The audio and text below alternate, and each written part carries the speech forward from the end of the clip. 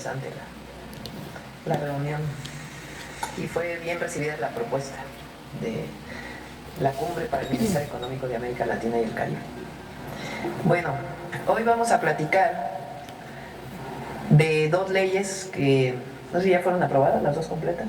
Están en comisiones, pasan a pleno. Sí, por senadores y están en diputados.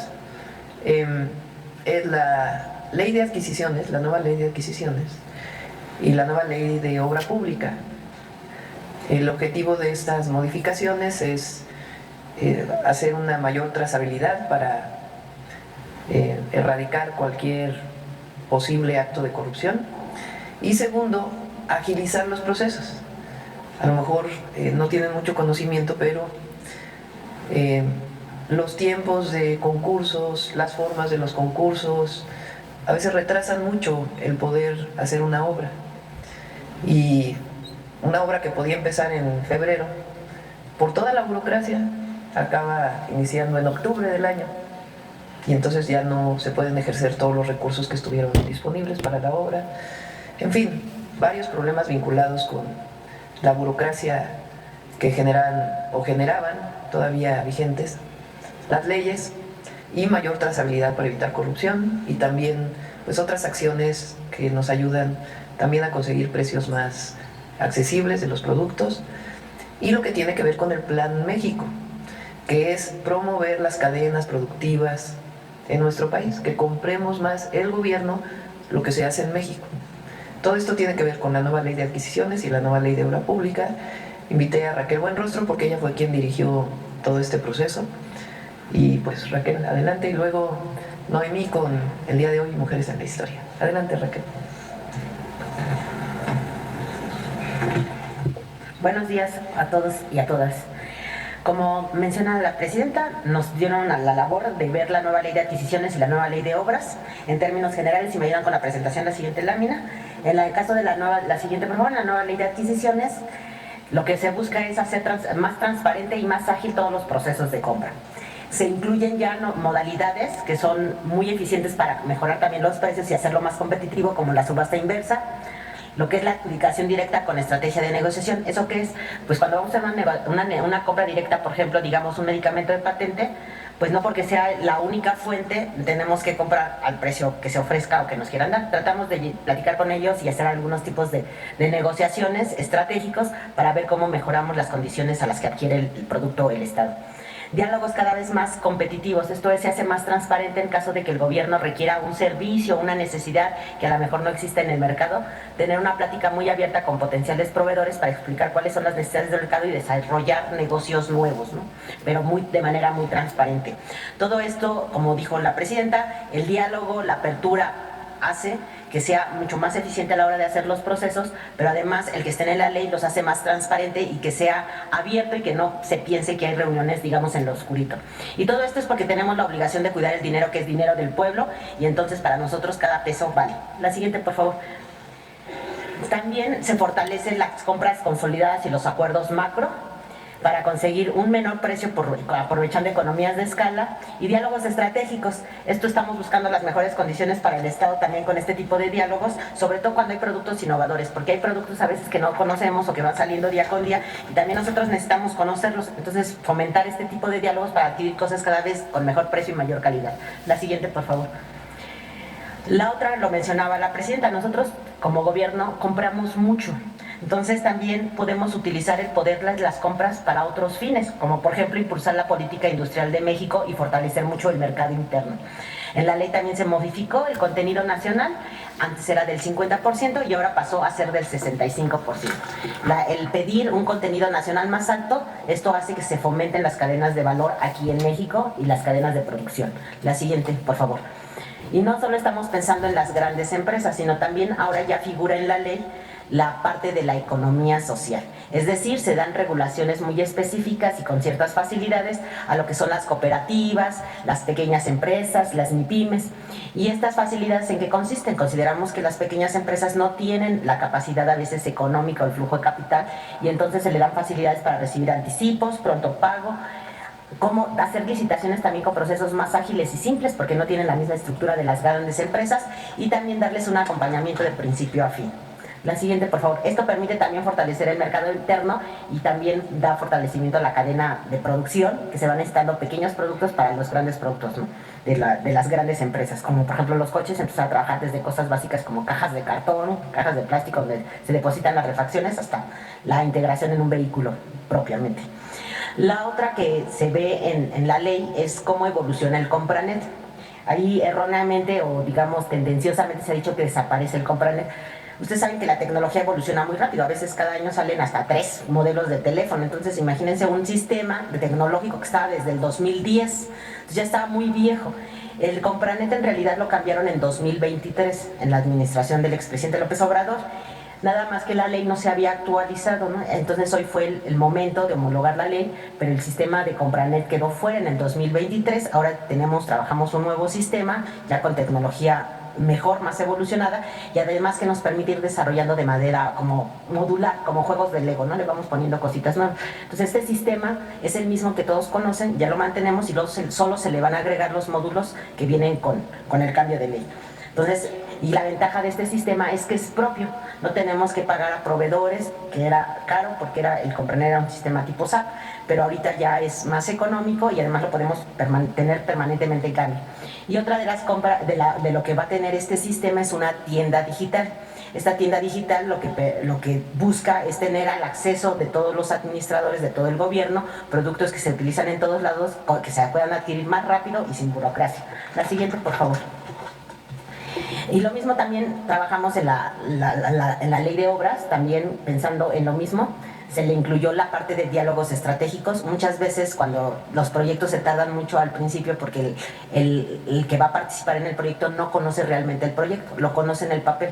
Y a veces no es lo mismo tener un papel que tener reuniones primero y explicar en qué consiste el proyecto, porque las propuestas ya pueden venir más precisas, más ad hoc, y se acortan todos los procesos administrativos. Entonces se incluye el diálogo estratégico entre el gobierno y el sector privado para que conozcan los proyectos y puedan presentar los proyectos ejecutivos mejor y más rápido.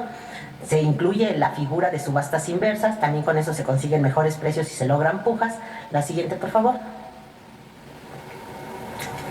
¿Qué hay también en esta reforma? Bueno, en esta reforma antes no existía, en el caso de obras, investigaciones de mercado. Ahora se incorpora con el objeto de hacerlo más transparente, se incluyen las investigaciones de mercado y además al supervisor de obra, que es una figura que lo que busca es que le ayude al propio gobierno a que todas las construcciones se hagan con las especificaciones correctas para garantizar la seguridad y la calidad de la construcción, que son estos supervisores de obras, también se les hace responsables solidarios, ¿no? Es decir, tienen que vigilar muy bien que la obra esté bien construida, que no pueda haber ningún defecto, para que también nosotros procedamos a la aceptación de la obra y a la conclusión del pago. Todo esto nos ayuda a ser más transparentes, más eficaces y también hace que tengamos cada vez obras más seguras y más efectivas. La siguiente, por favor.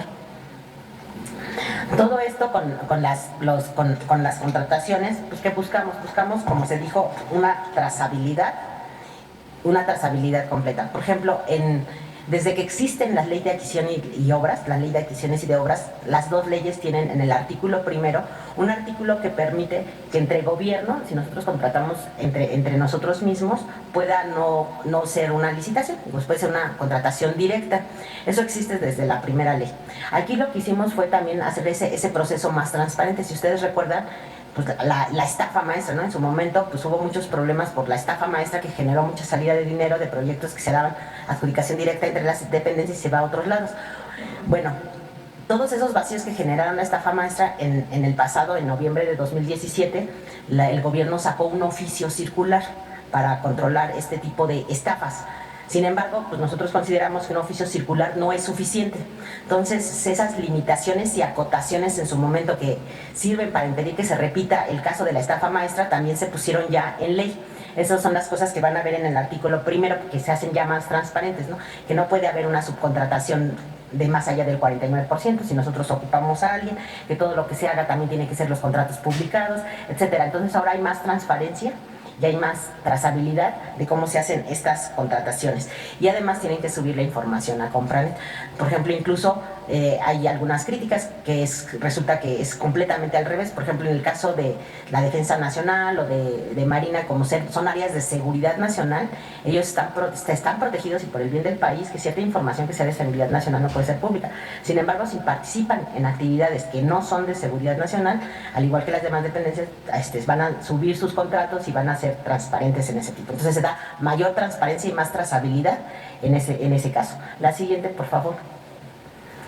El otro muy importante fue que con todos los cambios que se hicieron en la ley, los tiempos de contratación de obras se reducen casi una tercera parte. Ahora tenemos obras que se pueden hacer en menor tiempo, con más integridad y con más verificación por parte de todos los que participan y una mayor transparencia. La siguiente, por favor. El otro tema también que se recalcó es que también como parte de este Plan Nacional de Plan México, es fortalecer también las economías regionales. Entonces el gobierno pues abarca todo el país y tiene obras, tiene en todos lados. Entonces también lo que se busca es fomentar a las empresas locales para también impulsar la economía regional. La siguiente, por favor. Pues sería todo. Muchas gracias. Pues estos son los planteamientos generales de las dos leyes. Y vamos a las preguntas. A ver, vamos a ver. Buenos días, Presidenta. Julio Mar Gómez de MDP. Presidenta, pues el tema esperado, ¿cómo le fue? Ya cuéntenos ahí en el viaje, para empezar. ¿Qué fue lo que se platicó y qué se acordó? Pues la idea general que planteamos es, nosotros tenemos un acuerdo comercial con Estados Unidos y hay una integración económica pues muy importante con la de Estados Unidos. Hoy pues con todo el tema de los aranceles, pues evidentemente nosotros vamos a seguir con la integración porque además de que hay un tratado, pues le conviene a los dos países. Entonces eso va a continuar. Pero es relevante preguntarse si no se requieren diversificar los mercados y los países con los que tenemos relación. México es de los países que más tratados de libre comercio tiene. Y en algunas cosas es bueno y en otras cosas no tanto, porque como hemos dicho también importamos muchísimas cosas que se podrían producir aquí en México. Pero ¿cuál es la región a la que nos tenemos que dirigir que es más cercana en todos sentidos? Cultural, histórica, regionalmente, pues es parte del continente, pues es América Latina y el Caribe. Brasil, pues Brasil y México somos las economías más importantes de América Latina y el Caribe. Y hablando, por ejemplo, con el presidente Lula, pues hay muchísimas cosas que podríamos hacer complementariamente. No se trata de sustituir lo que se produce aquí, pero sí, por ejemplo, ellos tienen una industria automotriz muy fuerte, nosotros también, obviamente de marcas de todo el mundo, o de empresas de todo el mundo. Entonces, ¿por qué no trabajar si hay posibilidad de que haya mayor mercado entre Brasil y México? Por ejemplo, los medicamentos. Brasil tiene una industria de medicamentos muy fuerte.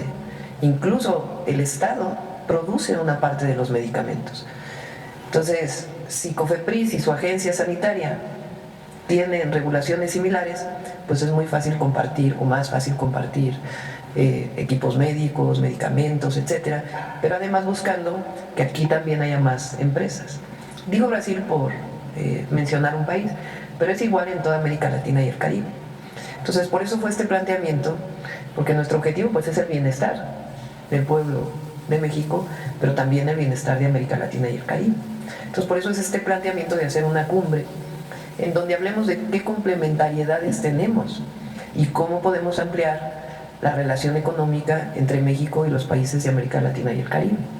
Entonces ese fue el planteamiento y pues es un planteamiento que no solo va de México a los otros países, sino que los otros países ya traían estas mismas propuestas. Entonces, pues vamos a seguir trabajando en ello. Fue pues emotiva la reunión y mucha colaboración. Salió un comunicado de 8 puntos en donde uno de los puntos más importantes es que siga siendo América Latina y el Caribe una región de paz. Y eso pues existe desde hace mucho tiempo y queremos que siga siendo así. Entonces fue una muy buena reunión y pues la idea es revitalizar esta comunidad pues que es indispensable para nosotros. Entonces sí tenemos relación con el norte, digamos, pero también ampliar la relación con el sur y con el Caribe. Lo tiene que definir, o bueno, se tiene que trabajar conjuntamente con el nuevo presidente de la CELAC, que es Gustavo Petro, el presidente de Colombia. Entonces, pero fue muy bien recibida la propuesta por todos los presidentes.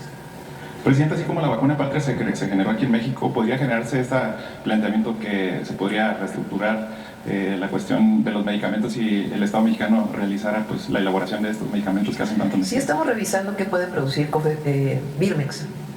Birmex hace mucho tiempo fabricaba todas las vacunas en México. No se llamaba Birmex, pero se fabricaban todas las vacunas. Entonces estamos viendo cómo recuperar. Obviamente no puedes producir todo, pues sería absurdo, pero sí hay algunos medicamentos que puede fabricar Birmex y estamos revisándolo. Y por otro lado, también estamos revisando el que haya más, el promover la industria farmacéutica en México con empresas privadas.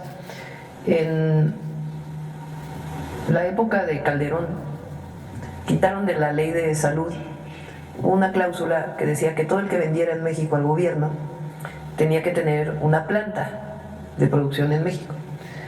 Entonces, si le compras a Bayer, por decir una empresa, pues que tuviera una planta en México. No necesariamente debe producir lo que compra el gobierno, pero sí que haya una planta. Eso se quitó y entonces el PIB de la industria farmacéutica cayó muchísimo en nuestro país. Aquí se ha planteado por parte de Eduardo Clark, imagínense que lo que se va a comprar entre medicamentos, equipos médicos y todo lo que tiene que ver con insumos hospitalarios y de centros de salud, son 300,000 millones de pesos en 2 años. Estamos hablando de 15,000 millones, sí, 15,000 millones de dólares. O sea, en Estados Unidos a los 1,000 millones le dicen billones, ¿no? 15 billones. Pues es un poder de compra enorme y lo que queremos es que ese recurso ayude a fortalecer el que industrias de otros países y mexicanas puedan ampliar su cantidad de plantas aquí en México, evitando por supuesto la monopolización de la producción, porque a lo mejor una sola empresa tiene una planta y ahora le tienes que comprar solo a esa empresa. Pues no, ¿verdad? Eso no queremos, porque entonces no tienes acceso a competencia en los precios. Pero sí buscamos que haya una industria farmacéutica más fortalecida en nuestro país. Cuando fue la pandemia, lo he platicado aquí, pues nos dimos cuenta que había muchísimas cosas que no se fabricaban en México. Los cubrebocas especializados para hospitales, pues no se fabricaban aquí. Estos, ¿cómo se llaman? Para sacar la muestra. No. Bueno, con... Reactivos. Hisopos. Que muchos de nosotros, es más, yo creo que una buena parte de la población nos hicieron la prueba COVID. Bueno, ese hisopo no se produce en México.